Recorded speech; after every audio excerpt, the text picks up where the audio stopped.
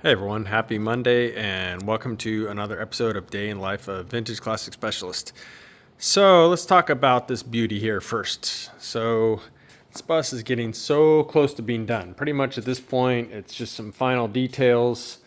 Today, Rafa worked on it and he put on these fog lights. Let me come back to those in a couple minutes. Start kind of in chronological order here with what he did. So first thing he did was to put the panel on their rear hatch. So there you go. Again, small thing, but a thing that had to be done nonetheless. And then from there, while he was working on panels, he went ahead and put in the front door panels, and damn, do they look good. Love this color combination here on the Turquoise buses. Yep, bitchin'. And of course, then you put in the door handles as well. Got all that in. And let's see. The vase went in, accessory that the customer provided. I think he's had one of these in all of his buses. And then from there, the next thing was actually the fog lights. So I mentioned these before. These are some fog lights, again, that the customer had bought. These are new old stock Hasia lights here. Freaking killer. Love these. Just the right size. And of course, we mounted them really nice on the bumper there. Looks factory. And I think my favorite part might be the switch. So there's the switch right there. We found an aftermarket switch, not even made for a Volkswagen, just like a generic switch, and a VW knob fit right on it. So cool. Pull that thing down, and voila, lights. So yes, very cool. Really happy with how those came out. And likewise, off. So yeah, I think left still on this one is an accessory backup light that he wanted us to put on, which we may or may not actually wire. We'll have to see. The brake lights, or excuse me, the reverse light switch. Did I say brake light or reverse light earlier? Anyway, the accessory is a reverse light. And the reverse light switch that goes on the transmissions on these is pretty hard to get at when the transmission is in the car. It doesn't have the switch in it right now. So we'll see. So we may be installing that, which is going to go right here. It kind of looks like the one off like a 67 Beetle. It'll fit right there. We may just end up installing it just purely for cosmetic purposes. We may or may not wire it. To be determined on that. The owner actually said he's okay with it just, kind of cosmetically installed there, even if it's not functional when you put the car in reverse. But anyway, that, and paint the hubcap logos. And what else? Jeez, it's about it. And we need to put some more miles on it and make sure the steering is set straight. And I still need to re-index the rear suspension a little ways. Was going to do that today, but got kind of sidetracked with other things. But yeah, that's pretty much it for this bus. I'm hoping to finish this bus not this week, but next week. So we'll see if we can stay on target for doing that. So far, I think it's doable, but we'll see. These cars always have a way of surprising us when we think they're almost done. But fingers crossed, that's not the case here. So that was Mr. Rafa's day. My day was, I don't know what the words are even for it. Things were just kind of fighting me today, but I managed to get a few things done. Let's talk about what I got done first. So the dash on this car just had some little details that were still not quite done yet. The glove box door lock that I had in it was one that I had actually borrowed from the other 69, the blue EV. So I got this one, its very own lock for the glove box, and installed that today. Not a big deal, but you know, again, just something that needed to be done. And then I installed these two fresh air control knobs, which are connected to nothing, but they do fill the giant holes in the dash. So again, just kind of cosmetically, there they are. And then also we didn't connect the brake light switch on those. Those don't usually work anyway.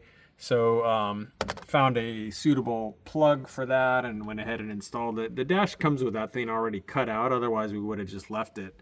But we pretty much just put a plug in there, and there you go. So did those things, and I think that was it on here. So the thing that kind of threw me for a loop today, well, more than threw me for a loop, is I went to install his seats today because, you know, the interior of this car is done. And as it turns out, his seats in this car are out of a later car. And I think that explains why I had such a tough time with the rear seat. And if you watch the channel regularly, you know that I had to extend the pivots on the bottom of the back seat where it rotates, where it bolts to the body. Had to extend those like 4/10 of an inch. And so I think the seats from this car were out of a later car, but you know, the car comes in, we take it apart, you know, send seat frames out for powder coating, stuff like that. And, you know, finally go to put it together and, oh shit, the seats don't fit the frames. Actually, let me back up a little bit. They go on the frames, but they're super, super loose. And so the seats that are in here, again, being out of a later car, are made for a different track, where the track is actually, instead of like an L shape, you can see this comes up this way and then goes that way. It's actually like a T shape on top. And then they're made to have basically like a plastic thing over them. And then that's what the bottom of the seat actually kind of goes around it like that and slides, instead of the earlier ones where it's like an L and the seat frame just kind of goes under it and rides on it like that, if that makes sense. So yeah, giant cluster, you know what, here. And this car just doesn't want to leave. Between this and the motor, I'm like at my wit's end here. I think we're gonna try and find a set of donor seats, and it should be a matter of like cutting the bottoms off of them and welding them onto these seat frames. Not the entire bottom. So you know, the bottoms of these seat frames, there's like a tube that kind of goes like this and then back around like that. So we're not going to cut that tube off. It's just the actual part of the seat frame that grips onto the rails, that is basically welded onto that bottom tube. So we think we can actually cut those off and then put the correct ones on, which will interface properly with these seat rails. So giant pain in the ass there. But yeah, what are you gonna do? You know, sometimes when cars come in with the wrong parts, it's sometimes you don't really notice. The seats were in the car, they came out, they went and got powder coated and stuff like that. You know, yeah. So that's kind of a mess, but you know, we'll take care of it. It's just one of those things like, oh my God, really?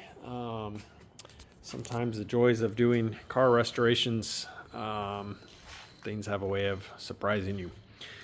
So did that. On the EV Beetle, just walk over here real quick. I did one last little detail on this car, which I needed to do, and that was the customer wanted a USB charging port on there.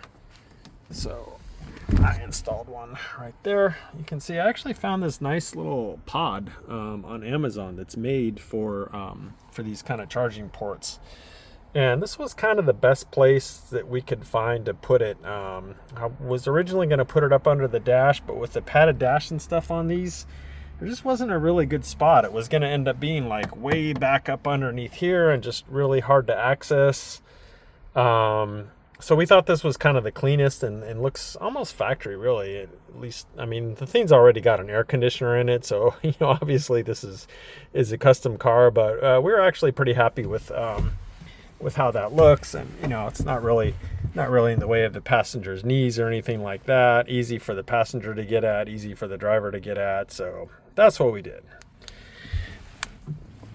And the last thing that I did today was I started wiring the instrument cluster for the blue buggy. The wiring on this thing was just a disaster. There was like wires going everywhere. It was a total rat's nest. And honestly, I think it would have been harder to figure out what they had going on here and then wire it into the new wiring harness that I've installed than to just pretty much start over. So tore all that out and then started in wiring it. And I'm using actual VW wire codes here, so you can see gray with a red stripe in VW is basically illumination for gauges. So you can see those are going from the headlight switch here to these two aftermarket gauges, and then to the illumination for the speedometer here. And then I grounded the gauge lights and the gauges themselves, and then I got to run power to all those things. And then of course, once this goes in the car, the idiot lights and stuff will go in here and so on. So and this is the ignition switch over here. So yeah, just thought it'd make more sense to just kind of start from scratch here and wire up things cleanly and so on. So got a little bit of a start on that. So I believe that is it for today. Oh, nope. Quickly, one last thing here. So this motor that we had as a 36 horse, it was a complete motor. Went ahead and had Jacob just go ahead and start tearing that down. We're going to rebuild it at some point, and I didn't actually have anything else for him to do at the moment. So I was like, you know what, go ahead and tear that one down. This motor is really nice so far. So I think this is going to be another beauty. And again, this is a June 56 engine case. It's appeared to have been rebuilt before, but it looked like whoever did it actually did a pretty nice job. And it also looks like it didn't have many miles on it once it was rebuilt. What we don't know yet is we don't know how many or how many line bores it's had on it. And we don't really know the condition of the crank, whether it's been turned or not. So we'll see once we tear into it. But from what we can see at this stage, it's actually a really pretty nice motor, and the engine case looks really nice as well. So this will be another one that we'll go ahead and build up just as a motor to have on hand, or to see if anyone's interested in purchasing from us. So again, if anyone is looking for a June of 56 engine, then we'll have one.